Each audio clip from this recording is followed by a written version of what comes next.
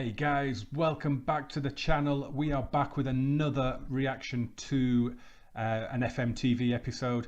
It's number 4 in their series revealing the features for FM 2018. Today it's all about sports science.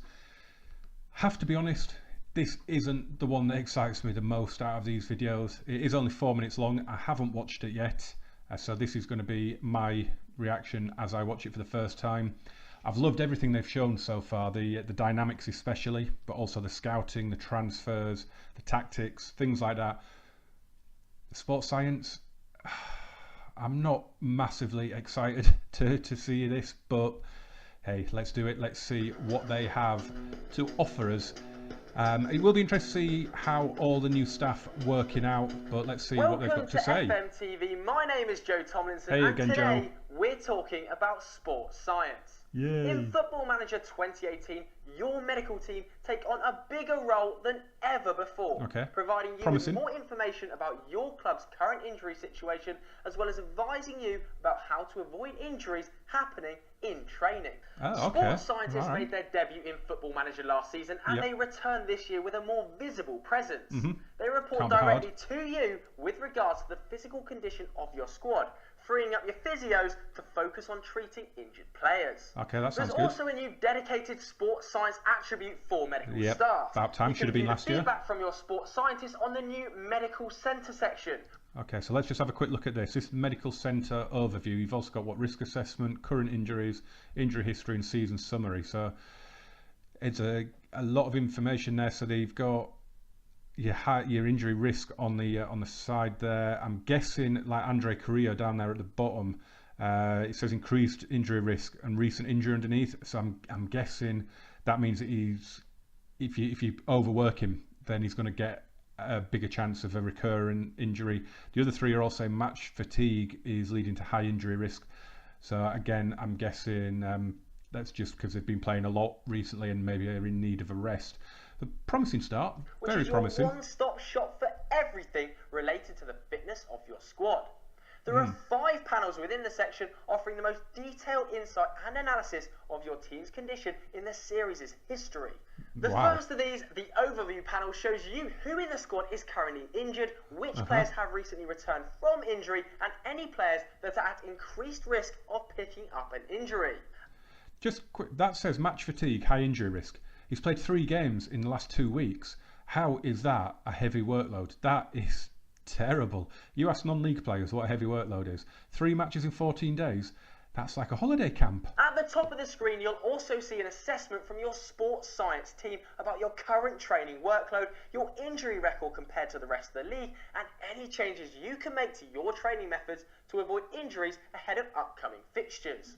What if we want to see how we can reduce the likelihood of injuries occurring on the training pitch? Well, you'll want to go to the risk assessment panel. This shows you your upcoming fixtures and current training workload, allowing you to easily match the intensity of your training sessions to your upcoming matches. Your sports scientist will then point out when it would be best to lighten the player's workload and when they need to put in the extra hours on the training pitch. Okay, so that's basically what you do now, really, isn't it? You get in your monthly report, you get a thing saying light training because there's a lot of matches coming up this week, things like that, don't you? So I guess you can see going over like Christmas and Easter, you know that you need to be on next to no training because you've got matches every 2 or 3 days. So again, I love the screens, I love the layout. There's so much information there, but you can just get a really good idea of what it's telling you just from a quick glance. I'm loving the layout this year. Your players injury-free for longer and potentially prove to be the difference between defeat and victory. The risk assessment screen also gives you information on each player in your squad's susceptibility to injury, overall injury risk, current workload in both training and matches, and their general condition. From here, you can delve into a player's individual medical report to see their injury history and status, as well as any parts of the body that are currently affected by an injury. There's also details on treatment they're receiving and the time until they can return to training. Let's move on to the injuries panel. This screen lists details on every injury your squad has picked up over the season. Okay, so this is a good screen as well. I mean, that one with the picture of the body, I mean, if you don't know where a leg is, then I think you need more than a diagram. this one's quite a good one then as well. This is all your injuries for the season, so to date. So it's quite good. You can, I guess you can see getting quite a lot of injuries in training, but they're not.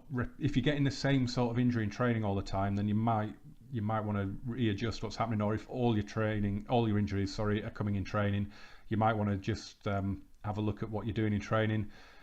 Match injuries happen, don't they? There's not a lot you can really do about those. But again, I like this. It tells you a lot of information again, and it'll, especially if you get a player coming into this repeatedly, maybe even with the same injury, then again it could give you a good heads up as to what to do to address it. And the last campaign.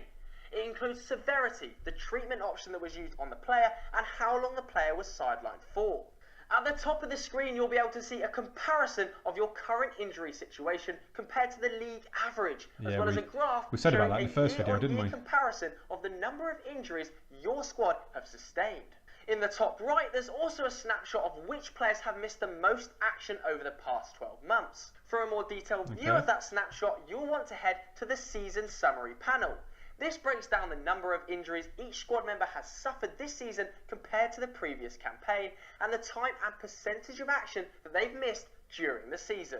There's also a panel for currently injured players. Finally, all 5 panels can be filtered to show your senior squad or youth teams, or all 3 should you desire. You'll also be sent emails from your physios and sports scientists that help you see how you compare to other clubs in your division injury-wise.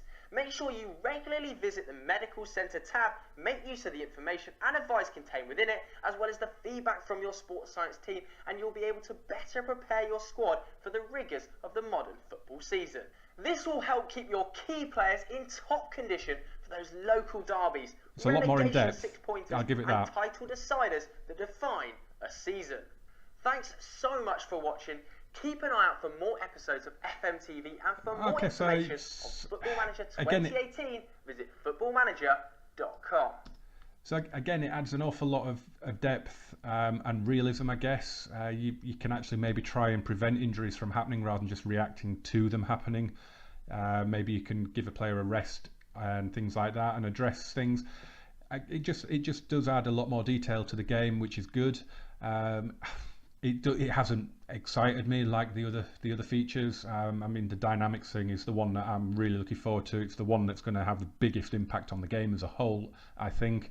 But yeah, I mean, it is what it is, isn't it? It's injuries. You get injuries. I don't really know how you go about preventing them. Really, it's just one of those things. Teams get injuries, you know. So I don't really know if this warranted its own video. It's good that they have expanded the role of the sports scientists and the data analysts that we've seen in previous videos, but it was stuff that could have been brought in last game, really. But it all adds to what is turning out to be a fantastic package. We're only about a week and a half away from the beta now, so if you haven't finished up your FM17 saves, you'd better do it soon, hadn't you? Right guys, that is it for this video then. Let me know what you think in the comments. Are you as underwhelmed by sports science as me? Persuade me to think otherwise in the comments. It's just meh. It's good, but hopefully the next FMTV episode will have something a lot more juicy. But guys, smash a like on this, subscribe if you're new, and I will see you again very soon. FM18 is so close. Thanks for watching. Bye bye.